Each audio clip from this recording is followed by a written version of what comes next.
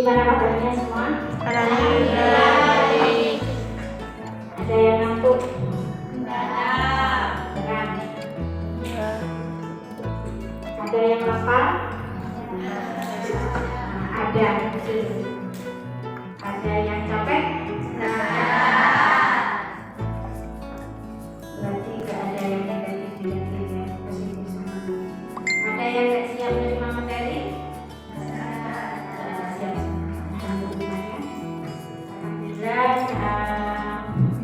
kita bersyukur pada Allah SWT masih bisa diberikan kesehatan untuk belajar bersama-sama ya. Jadi kalian belajar ke saya juga belajar ke kalian. Karena proses belajar itu tidak berhenti ya. Seumur hidup adalah belajar. Itu prinsip saya. Belajar menjadi lebih dewasa, belajar menjadi lebih baik karena kemarin tidak sebaik hari ini, dan seterusnya. Nulis apa? Kalau nulis di Facebook atau nulis di buku harian bisa disebut penulis nggak? Bisa. Penulis apa? Penulis Facebook. Gitu kan? Kalau ibu-ibu nulis anggaran belanja, besok mau belanja apa ini juga ditulis kadang-kadang. Tapi bukan penulis. Penulis apa? Penulis anggaran belanja. Makanya ini adalah kelas Bhinneka Tunggal Ika. Apa semuanya kru Menjala Aurora? Tidak. Tidak. Ada pengurus OSIS juga? Tidak ada. Tidak ada. LPS? Iya. Semuanya? Iya. Alhamdulillah ya. Calon wartawan ya Pak Mudi ya. Saya berhadapan dengan calon wartawan ini ngeri saya Pak Mudi. Kalau mereka bisa nulis berita saya digosipin nanti. Oke, biar santai. Sebenarnya saya kemarin sama Pak Mudi, Uju bisa lebih nanti ngasih pembekalan fiksi katanya Pak Mudi. Insya Allah bisa Pak jam berapa? Karena ibu-ibu itu kan rempong ya. Jadi saya barusan pulang rapat itu jam 12:30 kurang dikit, nyampe rumah cuma mandi bebek. Gimana mandi bebek? Tik gitu ya. Mandi bebek. Kenapa? Saya tadi sudah mandi 2 kali. Subuh mandi, mau berangkat rapat jam 9 mandi, jadi barusan mandi bebek aja. Di bebek cuma sikatan sama cuci muka sudah disiram. Itu namanya mandi bebek. Kan ada mandi ayam juga ya. Tidur ayam tahu?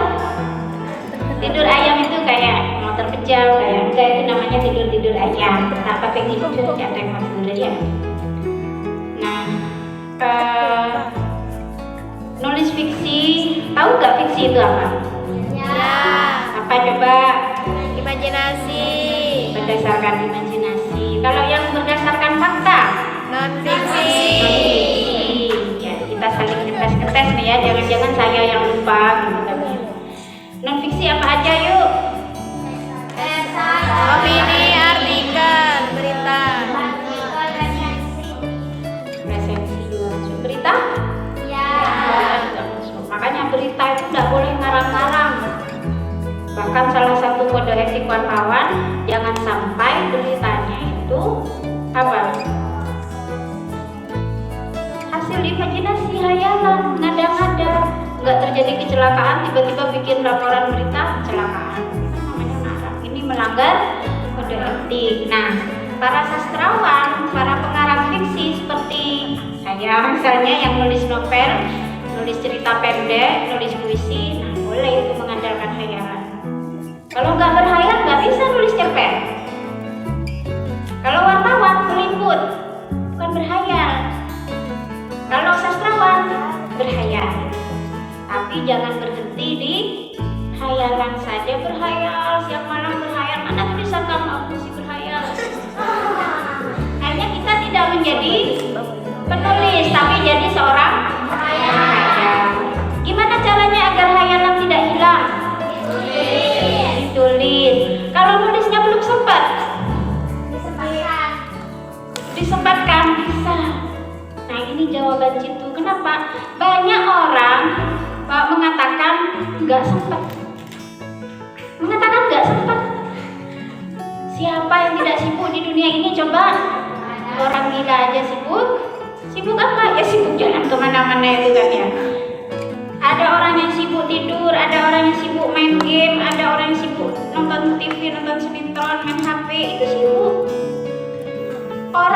Akang sibuk, enak kamu nggak sibuk, nggak rempong sama bayi, nggak banyak pekerjaan karena nggak jadi PNS.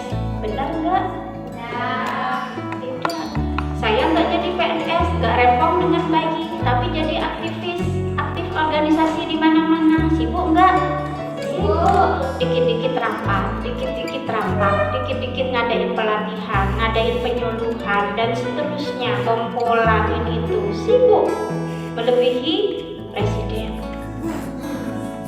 Presiden ada yang pilih, saya tidak ada yang pilih ya. Nah, sempat kata temannya tadi, disempatkan. Selama kita tidak menyempatkan, tidak akan ada karya tulis. Nggak akan ada tulisan kita. Ada orang dari bangun tidur sampai mau tidur lagi sibuk luar biasa. Tapi kenapa dia masih sempat nulis novel, nulis cerpen, nulis puisi, nulis berita, nulis artikel? Karena menyempatkan. Karena pandai mencuri waktu, memanage waktu, dan itu bisa dimulai sejak kita masih seperti kalian ini. Dan dulu di pondok ya seusia kalian sudah nulis di majalah dinding. Yang baca ya cuma teman-teman sepondok sama sekolahan. Tapi bangganya luar biasa, nggak ada yang bayar masih. Cerpen kamu kok bikin cerpen kayak gitu Ju? Kenapa? Aku dulu belum ada istilah baper ya. Zaman saya tahun 90-an, saya belum kuliah masih pondok. Coba kalau anak sekarang, aduh aku baper baca cerpen kamu, itu anak sekarang. Dulu belum ada istilah baper. Ju tak ada baca cerpen apa? Padahal lebur, tapi saking leburnya ngocak. Kenapa bikin apa? Bikin sedih. Saya bikin cerpen judulnya Usai Cinta. Waktu itu saya masih kelas 1 Aliyah, lebih tua 1 tahun dari kalian kan ya? Dari yang sudah kelas 9. Ceritanya tentang anak pondok. Ceritanya si aku itu pondok ditunangkan, gak mau karena dia punya cinta yang lain gitu kan ya. Ternyata mati, cintanya mati. Sesuai dengan judul cerpennya, Usai Cinta. Cintanya usai, selesai, game over kan ya, sudah selesai. Sedih. Kenapa membaca itu selalu ingin yang happy? Ada kadang teman kita bawa novel ke kelas, itu novel apa? Kan baru ya? Iya, karya novel dia happy ending enggak? Iya happy ending. Kalau dialami Mbak Daki ya, Mbak Daki. Nah, maksudnya diantri itu kalau dialami istilahnya Mbak Daki gitu. Jadi satu orang yang pinjam ke saya, yang Mbak Daki bisa 20 orang. Udah balik-balik ke saya. Seperti kalian antri kok ya kayak antri kamar mandi. Nah, ini karena apa? Happy ending. Kalau dibilang ini novelnya happy ending apa enggak? Juara. Sedih, nangis bicara, pikiran kak, cerita sih tajuk. Ya itulah, ini efek fiksi, salah satu efek fiksi. Bagaimana kita mengarang tulisan fiksi yang membuat pembaca itu hatinya kena? Bikin cerpen yang bikin orang hatinya kena apa? Kena paku apa kena apa? Menyentuh. Yang saya maksud kena adalah emotionnya, ya, emosinya membaca itu kena. Jadi selesai baca, si pembaca masih kepikiran sama yang baru selesai dia baca. Saya suka ngarang cerpen yang sedih-sedih waktu mondok. Apa saya sedih ya? Sampai dulu Rafa Izi itu bertanya sama saya, karena puisinya saya itu puisi luka. Puisi saya dimuat di koran, di majalah, puisi luka. Benar cuma, benar kok sedih cuma. Katanya Rafa Izi ke saya. Tahu Rafa Izi kan? Jangan sampai siswi anak koya tidak tahu Rafa Izi. Berarti tidur selama jadi anak pondok di anak koya kalau datang ke ada yang nggak tahu? Rafa Izi tahu? Tahu. Ya. Bukunya baru saja keluar kan? Ya. Apa judulnya? Apa? Yang tentang Nyemakiyah itu apa judulnya?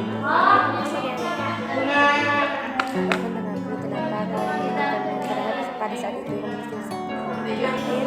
Di taman lahir. Ada nggak yang pengen bikin seperti itu? Judulnya bunga-bunga di Taman Anak Koyo. Wah, keren sekali judulnya. Pasti orang anak koyo yang sudah alumni pun pengen kerja. Ya jangan bikin bunga cok-mencokan di Taman Anak Koyo, jangan ya. Ada bunga cok-mencokan itu. Tahu kamu bau sekali ya. Nah itu pengalaman emosi kita. Sebenarnya saya nggak selalu sedih. Masa kecil saya bahagia, masa remaja saya bahagia. Tapi saya punya pemikiran mendalam tentang hidup orang lain. Yang itu kemudian saya tulis sebagai fiksi. Salah satunya misalnya puisi ya. Orang tua saya bukan petani. Mbah-mbah saya nggak ada yang petani. Semua mbah saya ngaji. Orang tua saya pengusaha mebel. Tapi saya menulis puisi tentang petani. Tentang petani yang tembakaunya dikulak oleh tengkulak, sehingga dia mendapat harga yang murah dari perjuangannya bertani. Gitu. Saya memotret kehidupan petani itu yang mereka berjuang keras, bekerja keras, bersusah payah, tapi yang memetik hasilnya adalah para juragan, para tengkulak, para pemilik modal. Itu yang saya bikin puisi. Judulnya apa? Panen tahun ini. Itu sedih kalau baca puisi. Tidak pengalaman kan? Tidak pengalaman bertani kan? Saya tidak tahu caranya tanam bakau, kan anaknya petani dan tidak pernah bantu bertani. Tapi dari mana pengalaman itu? Melihat, mengamati, bisa jadi membaca berita ya tentang petani-petani yang merugi tahun ini. Itu baru satu sudut cerita saja, cerita kehidupan. Saya menulis cerpen tentang ini misalnya, menulis cerpen tentang anak kecil yang ditinggal oleh ibunya pergi ke Malaysia sejak dia berumur 9 tahun. Kira-kira umur 9 tahun kelas berapa? 3 ya. Jadi ibunya pergi ke Malaysia sejak dia masih kelas 3 SD. Ibunya pulang dari Malaysia dalam keadaan meninggal setelah dia sudah dewasa, sudah punya anak. Berapa lama kira-kira di Malaysia? Puluhan, belasan. Di 20 tahun mungkin ya. Sampai punya anak, orang si anaknya itu punya anak, jadi si ibu ini sudah punya cucu. Nah, itu saya potret dalam pikiran saya, dalam imajinasi saya, bagaimana anak ini yang gak pernah diberi kasih sayang oleh ibunya sejak umur 9 tahun, ditinggal, hanya dikirimi duit terus. Ibunya gak pernah pulang. Tiba-tiba pulang dalam keadaan sudah jadi jenazah. Si anak ini yang tetap meratenin keperluan kematian ibunya. Judul cerpennya apa? Ini kayaknya dimuat di Radar kalau nggak salah. Kepergian yang jauh. Jadi dia pergi jauh, nggak pernah balik-balik maksudnya. Saya memotret kasih sayang seorang anak dengan ibu yang nggak pernah ketemu lebih 20 tahun. Ketemunya udah meninggal. Saya membayangkan diri saya berada dalam posisi seperti anak itu atau seperti ibu itu. Bagaimana perasaan mereka? Padahal tidak punya pengalaman. Ibu saya tidak pernah ke Malaysia. Tidak pernah. Dalam menulis fiksi, yang pertama kali ditulis oleh seorang pemula adalah pengalamannya sendiri. Ya bisa dicatat. Pengalamannya sendiri. Yang kemudian didramatisir menjadi sebuah cerita. Pernah membaca novel apa itu? Yang di Amerika gitu, apa sih? Yang ditulis oleh Hanum, apa sih judulnya? Apa Matahari apa gitu ya? Di di langit Eropa kalau nggak salah, saya lupa, mungkin anak-anak pernah baca. Nah itu memang pengalamannya sendiri, termasuk novel Ayat-Ayat Cinta. Novel Ayat-Ayat Cinta ditulis siapa? Habibur Rahman El-Shirazi atau yang disebut Kang Hamid. Itu pengalamannya beliau. Pernah kuliah di Al-Azhar kan ya, sana bagaimana kondisi mahasiswa Indonesia yang kuliah di Kairo, itu yang dibahas. Jadi pengalaman langsung ketika kita menulis, kalau berdasar pada pengalaman sendiri, tulisan kita akan menjadi kuat. Di satu pengalaman langsung, pengalaman sendiri. Yang kedua adalah pengalaman membaca kehidupan. Pengalaman membaca kehidupan. Gampang keringetan.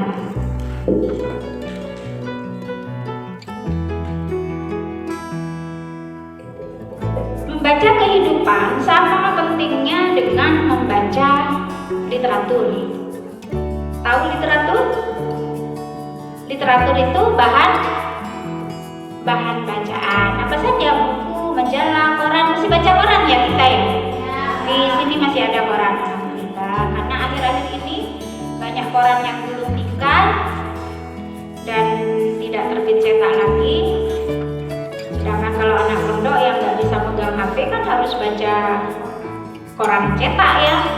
Kalau semua koran kemudian terbit online, kasihan yang nggak pernah pegang HP ini. Nggak mungkin kalau dikirim oleh ibunya terus mau buka HP baca koran, nggak mungkin sama sekali.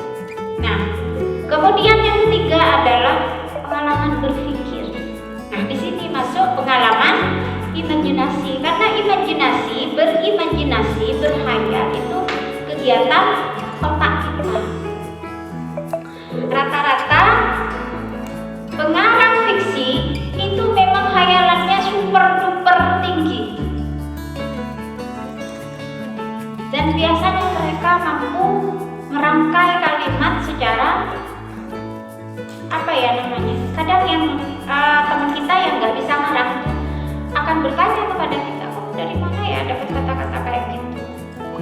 Saya tahu dari otak saya sering ditanya, terus dia kan bisa ulangan ini, nggak tahu, dia temen metoh gitu.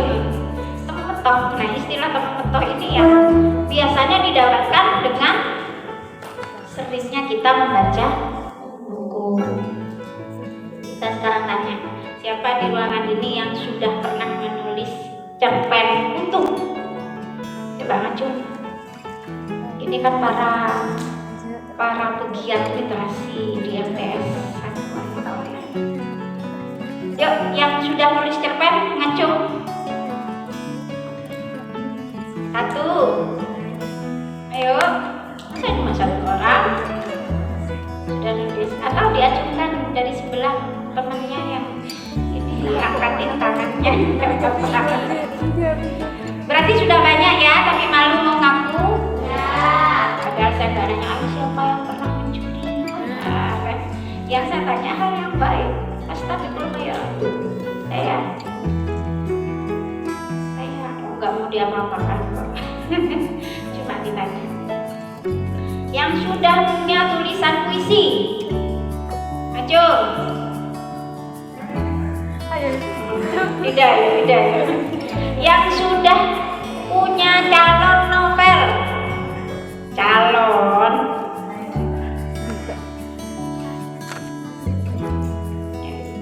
oke, pasti ada yang tidak. Nah, itu 3 pengalaman yang membuat kita bisa menulis karya fiksi. Sekarang tata caranya.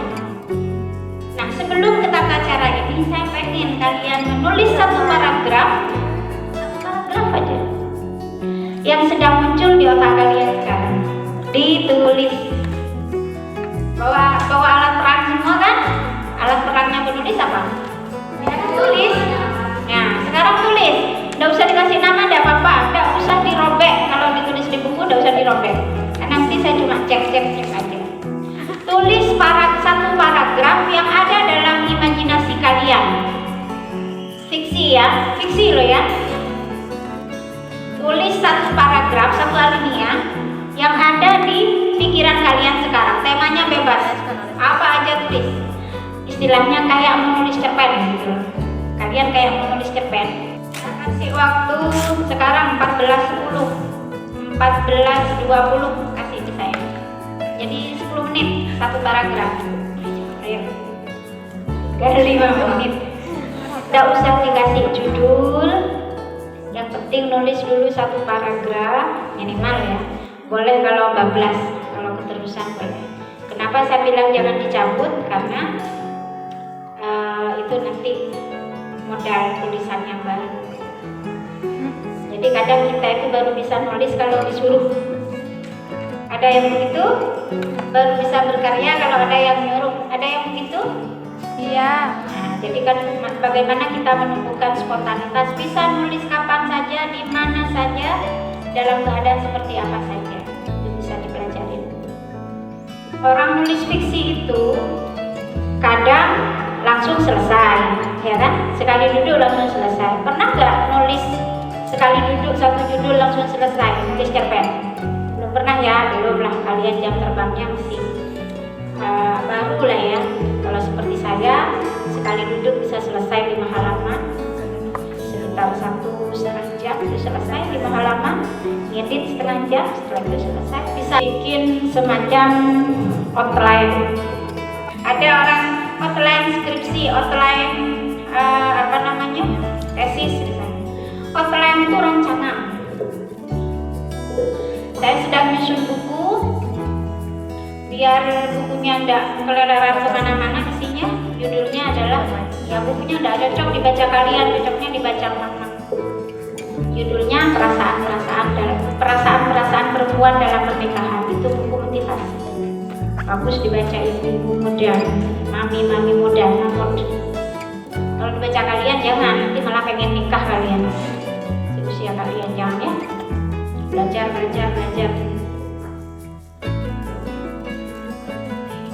Outline itu gunanya ya untuk apa? Biar tulisan kita nggak keluar dari garis. Makanya dibuat outline, biar isi tulisan kita tetap sesuai dengan apa yang sudah kita rancang. Bagi seorang pemula penting membuat outline yang biasanya diistilahkan dengan kerangka. Bikin cerpen ada kerangkanya. Kenapa? Kira-kira tokohnya siapa aja, garis ceritanya apa aja. Kan kayak gitu kalau kerangka. Biar nanti setelah nulis nyampe di tengah-tengah nggak ngawur kemana-mana. Nah ini tulisannya banyak ini. Berarti yang saya hadapi adalah orang yang memang sudah punya style ya, sudah punya gaya gitu.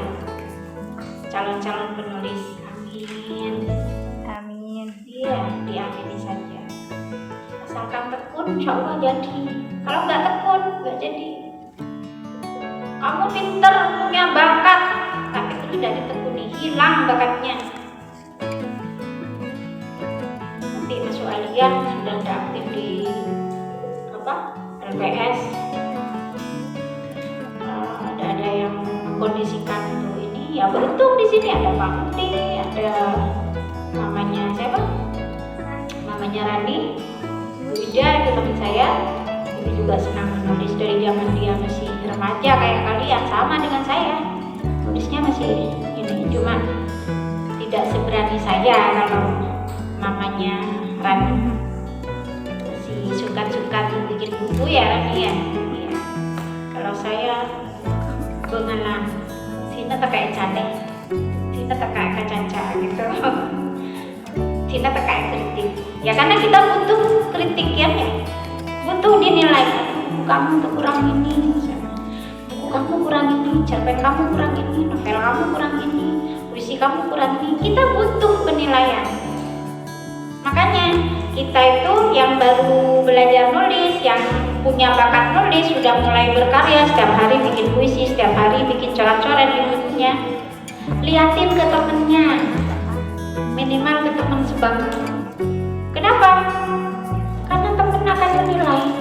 Aku tuh lebur aja puisi benda. Judulnya lebur. Kalau remaja itu kan namanya penyonyot remaja itu kan ya. Siapa yang suka udah penyonyot? Tidak, Pak Rani. Kalau sudah dewasa seperti saya, nggak senang ditahan. Kenapa sudah dewasa? Kalau sudah dewasa seperti saya, nggak senang nyonyot, kan gampang bikin orang perasaan. Kalau remaja seperti kalian masih sangat ekspresif, nggak ditahan. Kalau senang, aja senang aja, apalagi remaja itu memang identik dengan baperan. Itu kan ya. Mana coba-coba ini bukan masalah. Bila ya Allah mengucap bila ya Allah. Ini anak janganlah, jangan. Sumpah itu jangan dibuat mainan ya. Saya itu termasuk orang yang super disiplin, tidak suka bersumpah. Kecuali untuk alasan syar'i. Alasan yang sesuai dengan hukum, keperluan hukum. Misalnya billahi ta'ala ngalih ja'arwa minjok billahi ta'ala kan sumpah kesaksian pun billahi awas haram awas. Sangat tidak boleh, santri jangan begitu ya, apalagi penulis harus keren dong ya. Gimana kerennya? Jangan asal ngomong sumpah, ngobrol sumpah.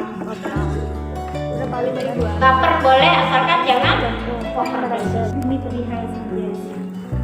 Ini siapa?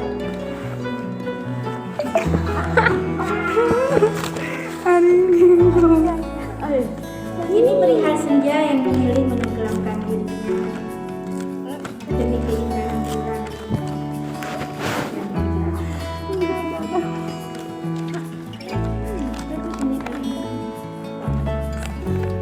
Apakah kamu kemudian akan menjadi senja yang pergi demi membuat apa gitu kan? Tadi mana Ran? Nggak tahu. Ayo jangan malu, nggak ada mau cerita ke mamanya. Nanti aku tulis puisi.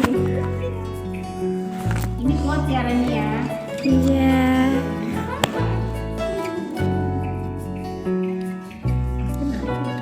Jadi kan motivasi ke diri sendiri ya. Nah, ini mau bikin cerpen apa puisi ngomongnya?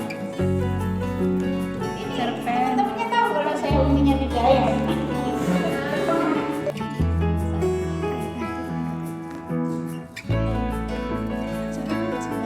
Sudah semakin baik. Tepuk tangan untuk kita semua. Saya senang dengan semangatnya karena kalian itu ya memang saya ngasih teori sedikit, kemudian praktik saya tambah teori sedikit lagi ya. Ya. Sedikit lagi aja. Kita sampai jam berapa? Sekarang jam 3 kurang seperempat. Sampai jam 3. Jam 3 lewat 15. Oke. 10 menit lagi saya akan nambah sedikit. Kemudian setelah itu kalian boleh nanya. Iya. Sesuatu ya. Nah, karena saya sudah membaca oretan spontan dari yang kalian tulis barusan, sebagian memang banyak yang tumbuh dari puisi, ya, tumbuh dari puisi. Itu jangan ditumbangkan. Kenapa saya bilang jangan ditumbangkan? Yang memang sudah senang menulis puisi itu puni aja puisinya, dengan memperbanyak membaca buku kumpulan puisi. Ya. Saya sering membawakan Vida buku antologi puisi, pinjam aja nggak apa-apa, asalkan jangan dirusak. Vida tidak begitu suka baca kumpulan cerpen, dia lebih suka baca kumpulan puisi dan novel. Ya, di rumah ada perpustakaan ya, saya punya perpustakaan pribadi, bukunya di rumah sekitar 650. Ya mungkin lebih banyak dari bukunya sini ya. Iya. Ya. Saya pernah nyumbang loh beberapa, nanti saya sumbang lagi buku di sini. Jadi saya juga bawa satu buku mau saya sumbangkan ke LPS.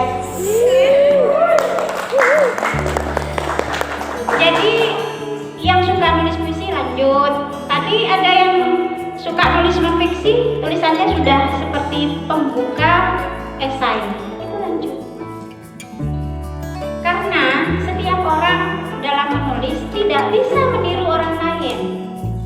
Tulisan itu buah pikiran, buah perasaan, dan itu yang harus dipupuk. Dipupuk dengan cara apa? Terus menulis. Ini fotonya sudah bagus, jangan sampai cuma jadi moto, jangan sampai cuma jadi pajangan, tapi apa? Terapkan dalam jiwa kita. Menulis itu adalah jati diri seorang penulis. Apakah penulis bisa berhenti menulis? Bisa aja. Berarti pensiun. Dia mantan penulis. Dia mantan penulis berarti udah tidak nulis lagi. Sama sekali tidak nulis. Tapi kadang penulis itu berhenti nulis terus nulis lagi. Kadang begitu. Ada masa atau ada fase di mana kadang kita memang sulit sekali menulis. Bukan cuma masalah sibuk ya. Karena jarang baca, pikiran jarang tumbuh. Nah, terkait apa yang sudah kalian tulis juga, biasakan menulis rapi. Menulis rapi itu maksud saya, kalau itu puisi, bentukkan seperti bentuk puisi yang sebenarnya. Gimana puisi? Berbait-bait kan? Ya. Jadi jangan nulis puisi kayak nulis surat izin di sekolah. Tapi tulis seperti puisi. Nulis cerpen misalnya, tulisannya sudah panjang ini, bolak-balik sudah banyak. Biasakan menulis rapi. Paragraf baru dihitung sekitar 7 huruf masuk untuk menandakan bahwa itu paragraf. Tadi ada yang paragraf dimulai dengan kata tetapi ya. Nah, ini pengetahuan dulu. Jangan menulis paragraf baru dengan kata tetapi. Kalau masih akan menulis tetapi, tulis di tulisannya yang di atas tadi, masih teruskan dulu. Kalau mau memulai paragraf baru, jangan dimulai dengan kata tetapi. Karena kalau tetapi belum selesai dong, yang di atas kan ya, lanjutkan dulu. Apakah dosa? Enggak. Makruh? Enggak juga. Tapi tata cara menulis yang bagus. Nah, kemudian selain hal-hal teknis seperti itu, yang paling penting kalau kita nulis cerita itu apa? Kalau cerpen tokohnya jangan banyak-banyak, bahkan 2 aja cukup, tokoh 2, 3 cukup. Ada tokoh 1 aja, kok bisa? Ya dia berperang dengan dirinya sendiri. Kan ada konflik batin kan ya, ada konflik internal di dalam diri. Selain tokoh yang nggak boleh banyak-banyak, kalau cerpen itu juga harus ada konflik. Apa konflik? Masalah. Kalau nggak ada masalah dalam tulisan fiksi kita, maka orang membacanya datar-datar saja kayak orang cerita biasa, kejadian biasa. Nggak ada yang istimewa dengan cerpen itu karena tulisannya biasa aja, begitu. Jadi apa ya? Prinsipnya seorang penulis fiksi itu pandai bikin masalah, tapi sekaligus pandai mencari jalan keluar dari masalahnya. Itu di dalam cerita. Kalau di luar cerita jangan suka cari masalah. Nah, dijauhi teman-temannya nanti kalau suka bikin gara-gara ya. Tapi di dalam cerita harus pandai. Daripada lima ya. Oh, akhirnya malah tabrak benar. Tabrak ternyata saya tabrak enak. Gitu kan ya. Biasanya remaja seperti kalian nggak jauh-jauh temanya cinta, persahabatan, cemburu-cemburuan, sahabat diambil temen, gitu kan ya. Nggak jauh-jauh dari gitu sudah. Ya nggak apa-apa. Karena kita menulis itu menyesuaikan dengan usia, jiwa kita, perkembangan kalian, dan masa-masa di mana kalian masih berinteraksi di pondok dan di sekolah. Dan rata-rata anak pondok ini kan pondok semua kan ya? Iya. Rata-rata anak pondok itu masya Allah imajinasinya. Tulisan-tulisan saya semasa saya pondok itu bagus-bagus. Ya lebih. Maksudnya bagus gimana? Ada di pondok tapi tulisannya bisa kayak gitu. Nah berarti kan bagus. Maksudnya kita ada di dalam penjara suci, tetapi tidak menghalangi bebasnya imajinasi kita meloncat kemana-mana. Nah, ini. Saya ada di pondok, tapi saya butuh buku. Saya ada di pondok, tapi saya belajar. Maka akan menjadi lebih hebat daripada yang tidak pondok yang bisa pergi kemana-mana. Selain itu, apa? Kan 3 hal penting ya di dalam fiksi. Tokoh, konflik, terakhir adalah apa? Ending. Ending itu adalah akhir sebuah cerita. Bagaimana kita menentukan ending? Endingnya harus masuk akal. Dan kalau kita mau menulis bagian akhir, nggak usah dikasih kata. Jadi akhirnya si Tono menikah dengan ini. Tak itu. Jadi tetap dibuat alur yang masuk akal, yang indah. Dan ending tidak harus happy. Karena ada banyak cerita fiksi, entah novel, entah cerpen yang berakhir dengan mengenaskan, mengecewakan, menyakitkan. Sama seperti nonton film ya. Iya. Tapi kalau film anak-anak seperti yang mungkin pernah kalian tonton itu banyak yang berakhir. Tidak masalah. Oke, saya ini diserahkan ke moderator dulu ya. Ya, mungkin ada yang bertanya. Demikian dulu yang bisa saya sampaikan. Mudah-mudahan bermanfaat. Assalamualaikum warahmatullahi wabarakatuh. Misal kita membuat karangan yang panjang seperti novel, kemudian di tengah jalan pikiran kita belum, nggak bisa mikir apa lagi. Bagaimana cara kita menuliskannya? Siapa yang sudah nulis calon novel kamu emangnya? Tadi ada yang nulis calon novel. Iya, tadi saya lihat sudah dikasih bab 1 gitu ya. Judulnya keren. Nah, caranya gimana? Pikiran kita itu sama dengan tubuh kita. Kenapa saya bilang sama dengan tubuh kita? Orang itu nggak terus-terusan sehat, ya kan? Ya. Kamu aja dari pagi bangun tidur bersemangat luar biasa. Nah, bersemangat. Aduh, aku nanti pelajaran favoritku nanti jam 3. Kebetulan suka matematika. Nanti jam 3 aku matematika. Aku senang banget ketemu matematika. Cara ngajarnya rinci. Bersemangat pergi ke sekolah. Nah, agak siang tubuh kita mulai gravitasi bumi mulai menurun energinya. Kenapa? Mulai lapar. Ya, menunggu adzan dulu ya. Membuat novel, ya. Novel atau anggaplah novela ya. Novela. Kalian tahu novela? Tahu novela? Novela itu lebih sedikit dari novel. Kalau novel itu sekitar 200 halaman ke atas ya. Novela itu cuma 100 halaman. Novela lah ya. Nah, agar kita tidak seperti saya katakan tadi, seperti tubuh kita yang sudah mulai drop, mulai lapar, mulai ngantuk, mulai ini, sama pikiran kita juga begitu. Tidak mungkin imajinasi kita itu kondusif terus ya, bertahan terus dengan imajinasi atau daya khayal kita. Makanya butuh sekali kita membuat rancangan. Bab 1 kamu bikin novel misalnya. Bab 1 kamu mau cerita apa? Nih, karena kamu masih belajar kan, belum pernah bikin novel kan? Ya, bab 1 mau cerita apa? Apa mau flashback ke masa kecil? Misalnya yang mau isi novel kamu adalah cerita kamu sekarang, tetapi kamu masih ingin mengangkat cerita masa lalu saat kita masih kecil. Masa kecil, bab 1 masa kecil. Di masa kecil, hal-hal istimewa atau hal-hal mengesankan apa yang akan kamu tulis di novel kamu? Tata cara bikin novel misalnya, setiap satu bab, ini mungkin bisa dicatat. Satu bab itu sekitar 1.200 kata. Satu bab 1.200 kata. Ini kalau diketik ya, kamu nggak mungkin ngitung kata kalau di sini. Kalau di laptop kan sudah ada penghitungnya ya, tinggal dicek word count-nya gitu ya. Itu sudah kelihatan ini. 1.200 kata satu bab. 1,5 spasi ketiknya. Kan bukan karakter tapi kata.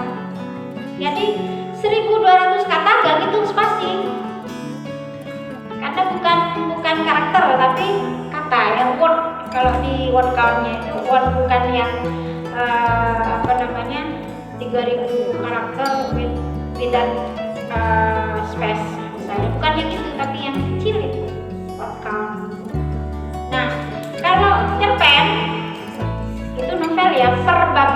200 kata atau sekitar 5 halaman, 4 sampai 5 halaman. Satu bab novel itu 4 sampai 5 halaman, 1,5 spasi, kertas A4 yang pakai kertas bambu pendek. Itu untuk satu bab novel. Kalau cerpen 4 sampai 5 halaman, satu judul. 4 sampai 5 halaman, satu judul. Sama 1,5 spasi. Jangan bikin 2 spasi, jangan. Kalau 2 spasi sedikit nanti nggak nyampe 4 halaman atau 5 halaman. Ukuran huruf TNR kalau di laptop itu apa? Time New Roman. Time New Roman. Ya seenggak-enggaknya kadang ada sih penerbit yang namanya itu ukuran hurufnya itu Calibri, pakai yang Calibri, bisa Calibri atau TNR. 12 PT kan ada font itu ya 12. Kalau saya ngetik pakai 24 karena katanya bermasalah. Jadi ngetik saya kalau di laptop 24. Jadi kalau nggak percaya lihat laptop HP saya. Kalau lihat HP saya kamu WA saya. WA saya besar kan? Ya, karena mata saya bermasalah. Jadi kalau pakai yang normal nggak kelihatan ke mata saya. Jadi orang kalau nggak tahu saya duduk sama saya lihat saya buka HP pakai karena ini pakai yang apa full ya ukuran hurufnya. Karena untuk memanjakan mata saya itu kalau teknis ya. Isinya yang penting adalah ada konflik. Intinya cerpen, intinya karya fiksi, intinya novel itu konflik. Jangan sampai kita bikin tulisan panjang nggak ada konfliknya. Apa ini masalahnya? Nah ini kalau sudah per bab kamu tulis bab 1 apa, bab 2 apa, bab 3 apa, insya Allah tidak mandek-mandek. Sudah ada yang mengarahkan. Oh iya, pikiran kita sedang hilang misalnya yang kosong pikiran kita. Iya di sini saya tidak lanjut. Dan orang itu energi atau power nulisnya dari waktu ke waktu nggak mungkin sama. Nah kamu yang akan tahu pada jam seperti apa kamu merasa enak nulis. Itu setiap orang nggak sama. Kalau saya pagi habis subuh itu senang kalau buka laptop, asalkan tidak terburu-buru ada jadwal di pagi hari. Karena kalau ada jadwal di pagi hari harus mikirin berapa menit saya makan, berapa menit saya mandi, berapa menit saya berpakaian, berdandan gitu ya. Meskipun saya sebenarnya nggak dandan, maksudnya bersiap-siap. Waktu terbaik saya untuk menulis setelah subuh dan setelah maghrib atau setelah isya. Itu waktu terbaik saya. Setiap orang berbeda. Kalau saya zaman masih mondok, kosong makan cadedung, saya menulis malam. Karena kalau di pondok itu siklusnya kan nggak sama dengan di rumah. Tapi sekarang orang itu mudah tergoda dengan HP, sehingga energi nulisnya lari ke sini. Saya aja sering bikin status panjang kayak satu judul cerpen itu ya. Saya kalau bikin tulisan di Facebook itu memang panjang. Seperti saya lupa. Ada pertanyaan lain mungkin dari yang lainnya lagi? Iya boleh langsung ya moderator ya. Assalamualaikum warahmatullahi wabarakatuh. Perkenalkan, nama saya Regina Putri Maharani. Saya mau bertanya, bagaimana cara membangkitkan semangat anak-anak agar bisa lebih aktif di dalam bidang tulis menulis?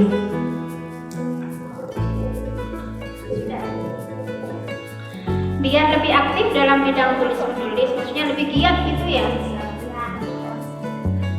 Ini dibuat program saja. Dibuat program. Kadang orang itu harus dipaksa untuk senang membaca, ya kan? Kita sendiri memaksa diri kita untuk senang membaca itu juga perlu. Lesu akan membaca buku, membayangkan orang lain ya. Kalau kita emang gak suka. Kalau bagi saya memang buku dari kecil, kegiatan membaca itu luar biasa menyenangkan, bikin otak kita fresh kalau menurut saya. Caranya salah satunya dengan membuat program membaca bersama. Jadi lembaga pers sekolah ya, dari lembaga. Daerah Ya. Ini kan selama ini mungkin lebih banyak ke bagaimana menumbuhkan minat menulis pada siswa, kemampuan pers, kemampuan menjadi redaktur, kemampuan di penerbitan, kemampuan menulis segala macam jenis tulisan. Mungkin itu sudah dilaksanakan. Coba laksanakan sekali waktu, bikin program, misalnya setiap kali ada guru kosong di kelas, LPS bertindak. Caranya gimana? Membaca buku setiap kelasnya nggak ada guru. Tuh. Atau dibuat 1 jam seminggu hari membaca LPS. Gimana hari membaca LPS? Di program. Caranya gimana? LPS harus punya persediaan bacaan dong. Kunjungan perpus per kelas. Pernah nggak? Kunjungan perpus per kelas. Hari ini kelas A, semuanya harus kelas 9A hari ini semuanya ke perpus. Itu dibuat program. Ada sekian banyak kelas kan di MTS. Kelas 1 aja berapa kelas? 8. Terus kelas 2? 8. Berarti 24. 20, iya 24 ya. Kelas 9? 8. Nanti satu bulan selesai. Jadi itu namanya giat membaca bersama LPS. Ya LPS yang harus menggawangi, yang harus ngawasi teman-temannya benar-benar masuk perpus, benar-benar baca. Dari sana akan tumbuh keinginan untuk menulis, keinginan untuk senang pada dunia literasi. Itu di program. Istirahat hari ini, kelas ini ke perpus semuanya. Gitu. Kalau nggak di program, yang pergi ke perpus ya yang suka aja, yang nggak pergi ke tempat jajan. Ya begitu. Mereka membaca apa? Membaca harga makanan atau nama barang yang dijual. Itu ya. Masih ada yang mau tanya? Bagaimana kita dapat merasakan aroma prosa yang puitis di saat begitu banyak corak organisasi puisi? Bagaimana Kita dapat merasakan aroma prosa yang puitis di saat begitu banyak corak vokalisasi puisi.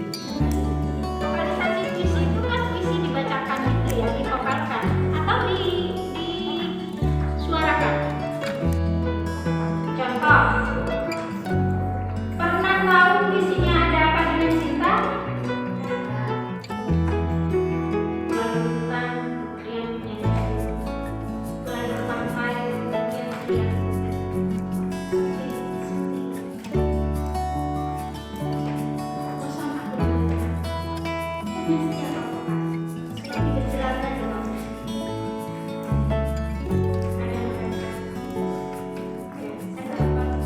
tapi ada bagian yang kemudian dimusikalisasikan. Bosan aku dengarnya saja kau ruskan seperti gejala jika aku sendiri.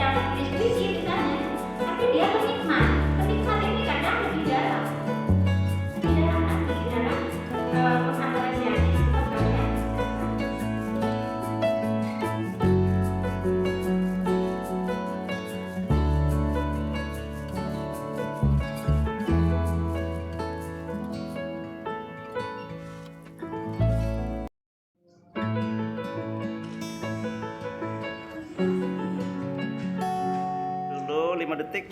1. Oke, belum. Oke, ya, ntar lagi. Oke. Oke. 5 detik cukup. Lambang apa ini, Bung? Oke, ya Allah. Oke.